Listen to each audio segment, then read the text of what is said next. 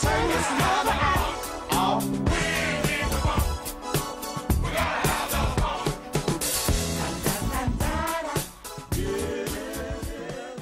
P-Funk is all these theatrics and stuff on top of pure, real, hardcore musicianship.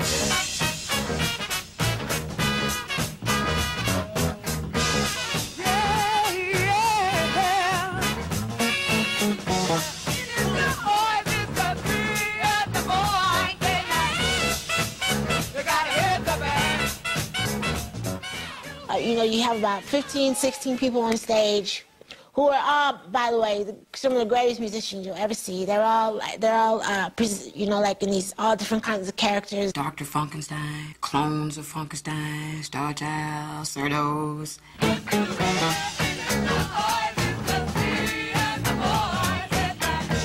Gary, give me a double up. Keep that foot up there now. And then you had Michael Hampton, who would wear a fencing mask. You never even really got to see Michael Hampton. He was a guitar player. You had Gary Scheider wearing a diaper. I still wear a diaper. I used to steal those towels from the Holiday Inn. I'd put about 4 holes in the side, strap it around my butt. I was good to go.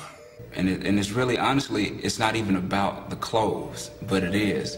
Because what it is about the person behind it. Like, if you can do that on stage, or if you can perform that way, if you can do it with a diaper, it's kind of like, it's more of a freedom thing than just throwing on something. You had a series of drummers. You had singers that were sexy. You had Don Silver and Lynn Mabry. You had Jeanette and Debbie and the girls coming out. And, you know, we had our own little go-go girls out there. Here are a bunch of entities that could have been made hit records on their own, all in this super group that each part's rich. Follow what you want. I'm just gonna stare at the horn players and listen to the horn players.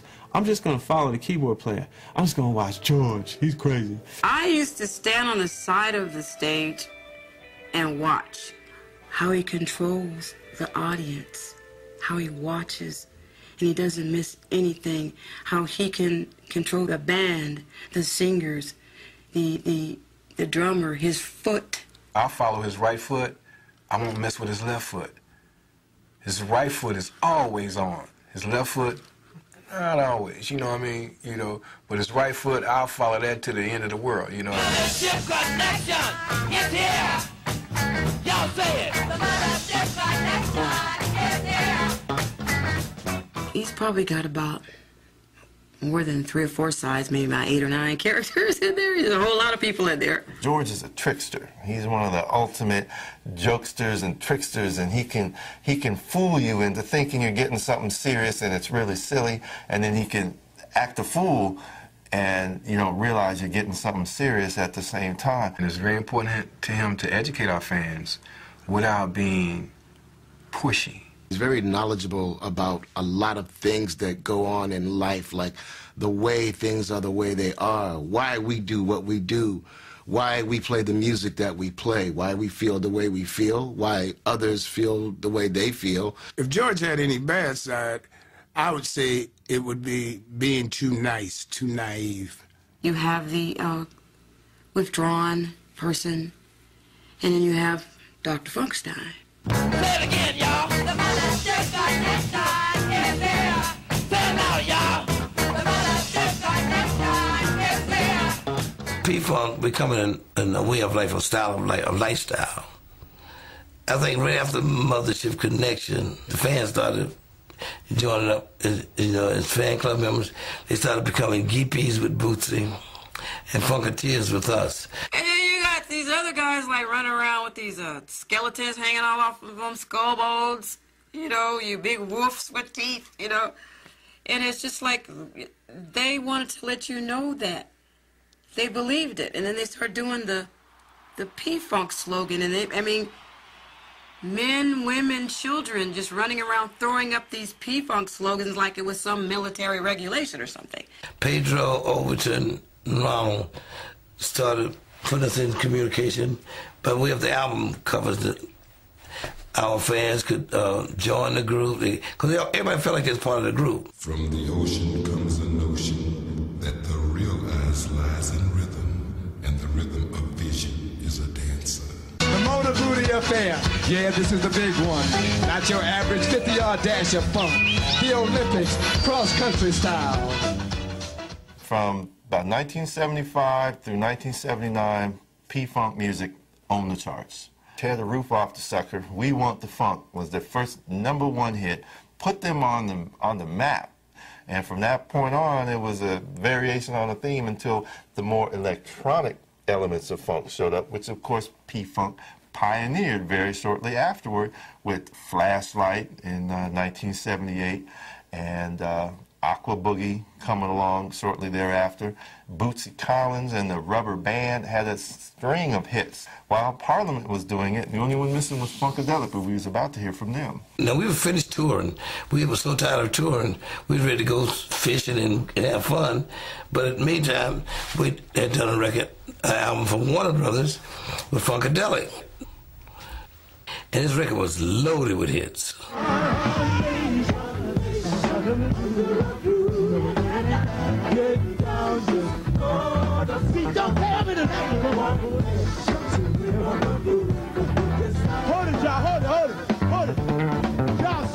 I mean, it was light years in time ahead of its time, but it was, you know, really speaking to things years past in terms of a black nation that was coming of age, but it was really for everybody. One Nation Under a Groove transcended this notion of a black thing, but it was a funk thing. And if you on the one, then you were part of the P-Funk Nation.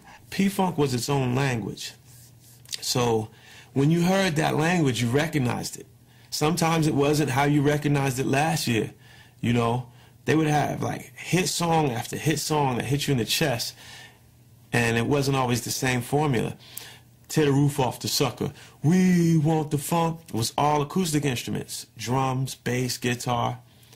And then the right year after that, One Nation on the Groove and Flashlight, all keyboards and synthesizers. And that's like the first time a record is done with the bass on a synthesizer. So people are like, what the hell is this? It's not a real bass. It's all synthesizers and guitar. So it's like, the sound is like something you never heard before.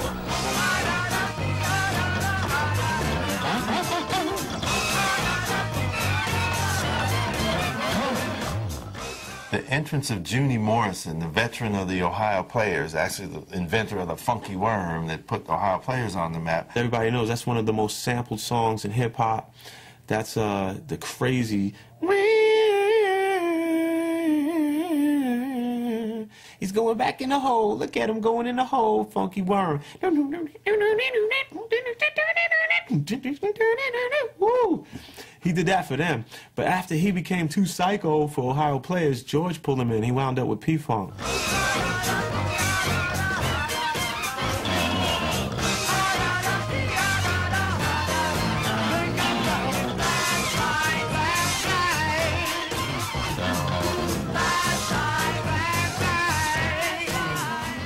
It got so big at one point that George had started splitting up and taking all of these talented individuals that were within his organization and going in and getting record deals with different companies. So he had the Brides on one label, he had Parlette on another label, he had the Horny Horns on another label, and Parliament Funkadelic on 2 different labels. Aqua Boogie, baby, come on with it, y'all. Talk to him one more time, girl. Swing on my thing. Yeah. Rhythm in my thing. I can do my thing underwater. I got string attached to my thing. When you pull my string, I can do my thing like order. Every time we looked around, we had another record coming from someplace. And that smashed. And by the time we finished that tour, came back, again, we were ready to rest, and we did one called Uncle Jam, and we figured, okay, this time for us to slow down. And then Knee Deep come out. That record really was a way of just knocking out the decade at #1.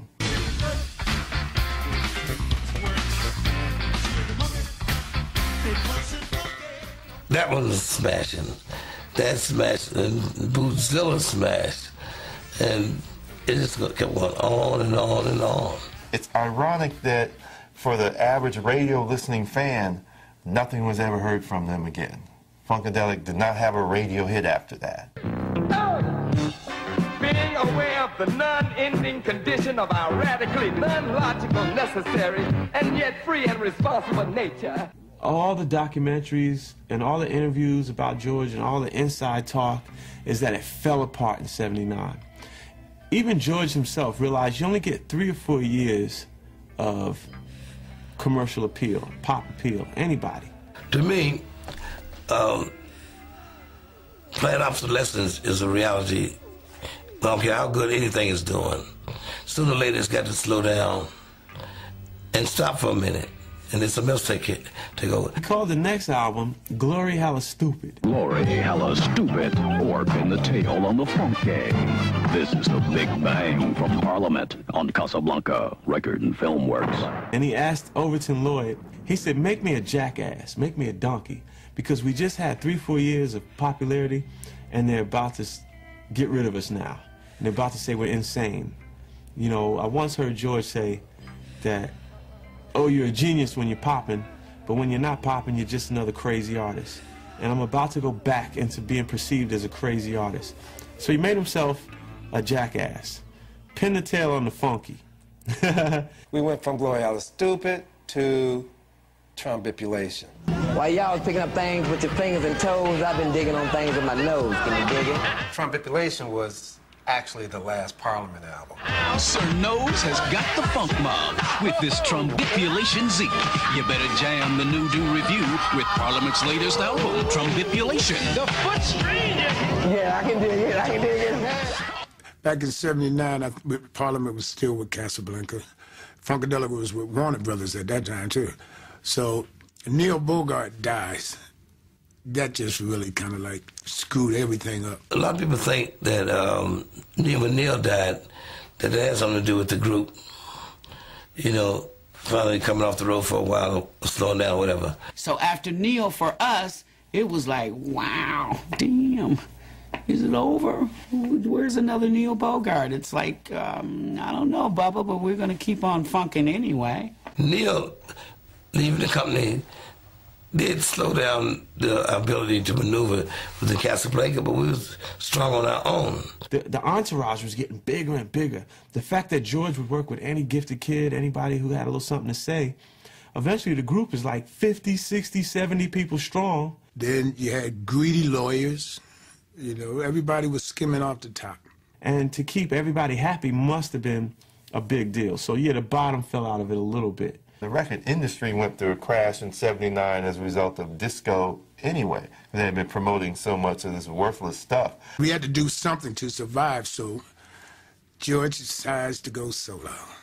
And it took a couple of years before he could get recharged, reloaded, a new deal as George Clinton. He really didn't want to go solo, though. So he was scared. He was scared. But now we have to come up with some music. We got to come up with something. So we come up with this track with all this backwards stuff going on. So George come running in the studio, snot running out of his nose, thinking his career's all over with. Oh, now, because what else can you do? Go do drugs. So I guess the drug kicked in on him, making him think, uh-oh, man, your career's over. He come in there hollering, hey, life all on fours, make it compete, all the dogging. After he got it on, he left.